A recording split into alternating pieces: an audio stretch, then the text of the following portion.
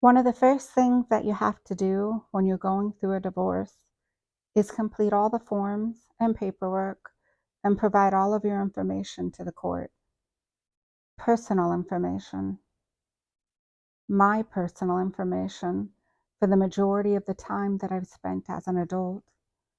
My heart burned against the man that was forcing me to sum up my personal life in a bunch of legal paperwork for a bunch of strangers. It felt devaluing. This information includes every bit of your financial information, bank accounts, debts, assets. This is part of the divorce discovery phase. You learn terms that you never thought you would have directed at your life. It was like an out-of-body experience, providing all of my personal information to strangers. It didn't matter that they dealt with this kind of stuff on a daily basis at the court. I was embarrassed at how they must be viewing me when they looked over my paperwork. I was a reject, a failure, a throwaway. I was unable to provide any financial information as I did not have access to it. This is how I learned the term out spouse. This meant that I had to rely on my husband to provide the information to the courts. And relying on the accuracy of the information that he provided, this was very, very hard to accept when you learn that the person you have to rely on for information has been dishonest with you. When my attorney's office asked me for the information, I let them know that I did not know any of it, not one single thing. I had no way to get it as I was not allowed access to it.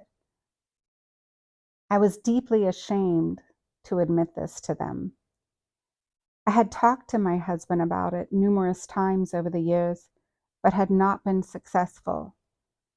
A year or two before my husband told me he was divorcing me, I'd approached him and asked him again if I could have online passwords for our bank so I could access our financial information online. I had told him multiple times that I was worried if something happened to him, I would not know how to access our information for anything. He would always tell me I just needed to get in touch with his brother if anything happened to him, and that his brother would help me get into the computer. This never made sense to me. Why send me through his brother to get our family's financial information?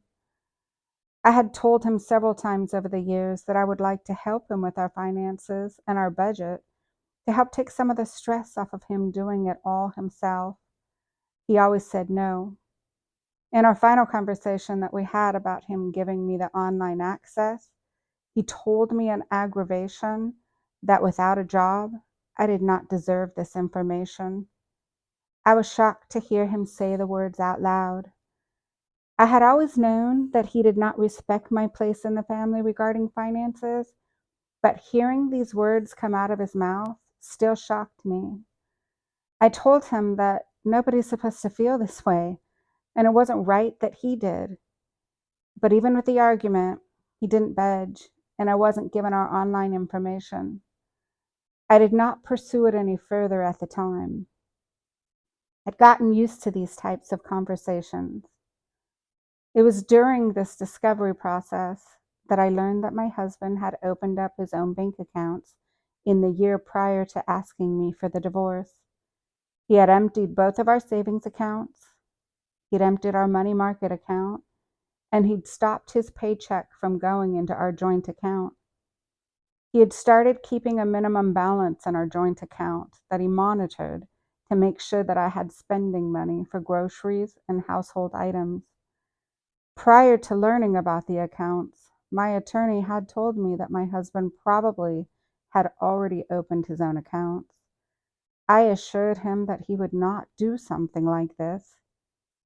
I'm sure my attorney must have been shaking his head, knowing better than me what I was about to learn. The day I found out that he did have his own accounts, I couldn't believe it. I was shocked and I cried. It made things more real. You read about things like this, but you don't expect to live it. When I asked my husband why he would do this, He told me it was his right because he paid the bills. There was nothing I could do about it. He had plotted and planned and made financial moves to his benefit while I had lived in ignorance, believing that the head of our family was watching over us and taking care of us as a family. He told me he would continue to monitor our joint account and make sure there was enough money in it for me to spend each month, but that we would need to keep our spending to a minimum while going through the divorce. I have always kept my spending to a minimum. In the many years that we'd been married, I have almost never spent money on myself. The money I spend each month is almost always just for groceries and household purchases. Never really spending money on myself during our marriage made me suddenly wish that I had splurged just a tiny bit before being plunged into divorce poverty, especially when I learned that keeping our spending to a minimum during this time was only applied to me.